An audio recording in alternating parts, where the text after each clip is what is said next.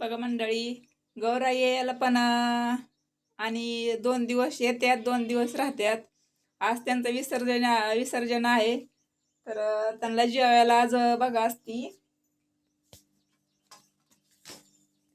आंबड्याची भाजी आणि भाकरीचं मान असतंय. तर त्यांना आज जेवायला ही असतंय. आज त्यांचा मानच आहे की आंबड्याच्या भाजीचा आणि भाकरीच त्यांना लयच आवड आहे. गौऱ्याला आवड आहे आंबड्याच्या भाजीची आणि भाकरीची. तर त्यांना आता जीव घातलं. आरती हे सकाळी झालं. तर बघा आपल्या गौराई कशा आहेत.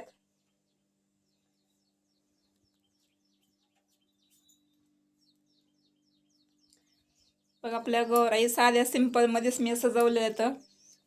अशी मी त्यांची सजावट केलेली आहे.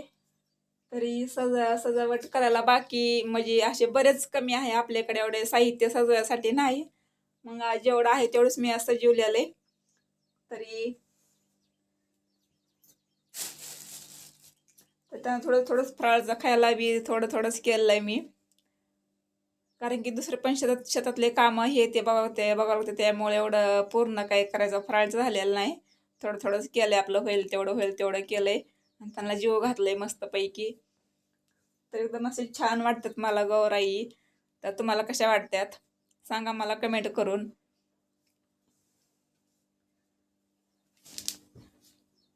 तर आपण आता ह्यांना सजायला पण सजावटीचं साहित्य घेऊ शकते.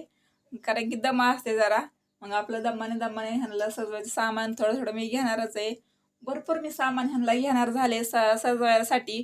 तर पुढल्या वर्षी नक्कीच व्हिडिओ बघा तुम्ही. लाईक शेअर नक्की करा आणि सर्वांनी सपोर्ट करा. तर मी असाच व्हिडिओ चांगला काढून मी तुम्हाला पुन्हा टाकेन बघायला.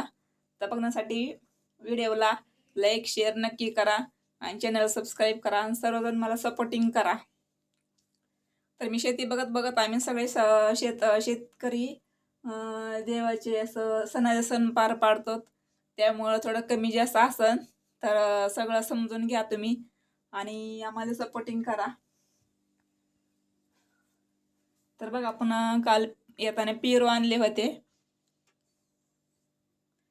तर मस्त पिरो आहे. तर असे बरेच अजून फळं हे असे शेप आणि हे डाळिंब, हे सीताफळ तर काय आपल्या घरी सीताफळाचे झाड आहेत भरपूर. केळी आहे इथं. तर मस्त छान झाली पूजा. आणि असाच व्हिडिओला लाईक शेअर नक्की करा आणि चॅनल पण सबस्क्राईब करा.